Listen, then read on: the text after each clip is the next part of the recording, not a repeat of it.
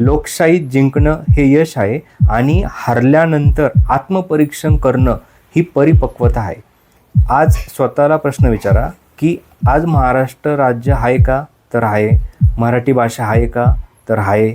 मराठी मुख्यमंत्री झाले का? तर अनेकदा झाले. मग आज संयुक्त महाराष्ट्र चळवळीचा जो उल्लेख का केला जातो? कारण इतिहासाची भावनिक ढाल वापरून आजचा राजकीय पराभव झाकायचा. आजचा प्रश्न हा आहे की खरंच मराठी माणूस हारला आहे का? की फक्त राजकीय पराभव झाकण्याची ही भाषा आहे? जर एखादा पक्ष हारला तर त्याचा अर्थ असा नसतो की समाज हारला. मग हा प्रश्न कसा पडतो की मराठी माणूस हारला जर भाजप किंवा इतर पक्ष जिंकतो आणि त्यामध्ये मराठी नगरसेवक पण आहेत, मराठी मतदार पण आहेत, मराठी उमेदवार निवडून पण आले आहेत. नमस्कार मित्रांनो, अलीकडं महाराष्ट्रात झालेल्या महानगरपालिका निवडणुकीनंतर एक मोठी राजकीय चर्चा सुरू आहे. एका बाजूला भाजपने मोठं यश मिळवल्याचं दिसतं, तर दुसऱ्या बाजूला उद्धव ठाकरे गटाचे काही कार्यकर्ते किंवा अन्य पक्षाचे काही कार्यकर्ते या निवडणुकीत मराठी माणूस कसा हारला, आता पुन्हा संयुक्त महाराष्ट्राची चळवळ उभी करायला हवी, असं जे काही नॅरेटिव्ह सेट करण्याचा प्रयत्न चाललेला आपल्याला दिसतो, तर याविषयी आपण बोलणार आहेत. आजचा प्रश्न हा आहे की खरंच मराठी माणूस हारला आहे का? की फक्त राजकीय पराभव झाकण्याची ही भाषा आहे? आणि संयुक्त महाराष्ट्र चळवळीचा जो उल्लेख आजच्या राजकारणात कितपत योग्य आहे, याबद्दल आपण थोडं तथ्यानुसार समजून घेण्याचा प्रयत्न करणार आहोत. सर्वप्रथम हे समजून घेतलं पाहिजे की महापालिका निवडणूक जी आहे ती स्थानिक स्वराज्य संस्थेची निवडणूक आहे.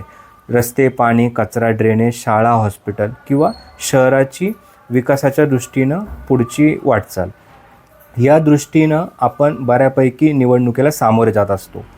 लोक मतदान करताना हा विचार करतात की माझ्या प्रभागात कोण काम करते, कोण दिसतंय, कोण उत्तर देते. जर एखादा पक्ष हारला तर त्याचा अर्थ असा नसतो की समाज हारला. मराठी माणूस हारला हा दावा केला जातोय आता हा मुद्दा खूप महत्त्वाचा आहे. जर भाजप किंवा इतर पक्ष जिंकतो आणि त्यामध्ये मराठी नगरसेवक पण आहेत, मराठी मतदार पण आहेत, मराठी उमेदवार निवडून पण आले आहेत, मग हा प्रश्न कसा पडतो की मराठी माणूस हारला. मग मत देणारा मराठी आहे, निवडून येणारा मराठी आहे, जो कर भरतो तो पण मराठी आहे. मग पराभव नेमका कुणाचा आहे?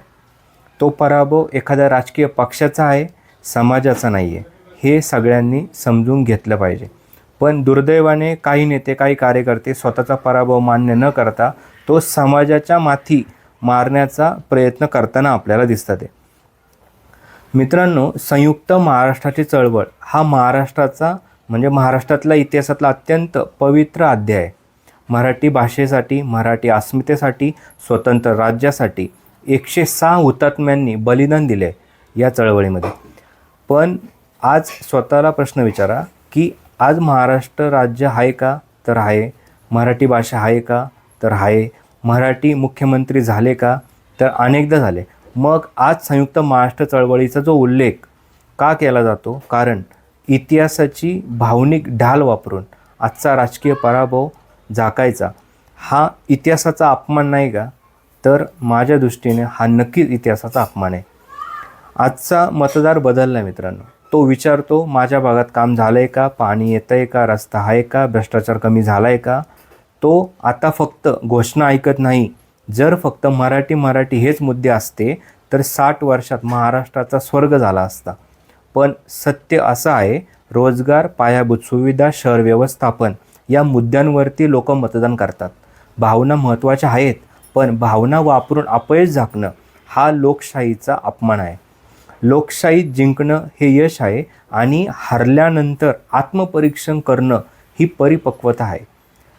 पण जर प्रत्येक पराभवानंतर समाज हारला, अस्मिता संपली, आंदोलन उभं करा असं बोललं तर लोकांनाही प्रश्न पडतो, जर तुम्ही इतकेच मराठीसाठी लढत होतात तर आम्ही तुम्हाला मतं का दिली नाहीत?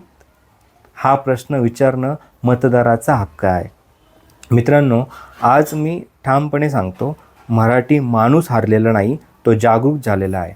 तो काम पाहून मतं देतो. हारले आहेत अहंकार, हारले आहेत गृहीत धरण्याची सवय आणि मतदारांना कमी लेखण्याची मानसिकता. संयुक्त महाराष्ट्र चळवळ ही इतिहासात अजरामर आहे, पण तिचा वापर आजचे राजकीय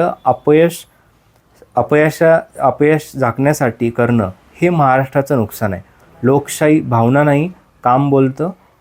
आता शेवटचं एवढं सांगेन की जर तुम्हाला हा विषय योग्य वाटला तर व्हिडिओला लाईक करा, शेअर करा आणि आपल्या चॅनलला सबस्क्राईब करायला विसरू नका. तुमचं मत काय आहे? खरंच मराठी माणूस हरला आहे का की राजकारण बदललं आहे? कमेंटमध्ये नक्की सांगा. जय महाराष्ट्र.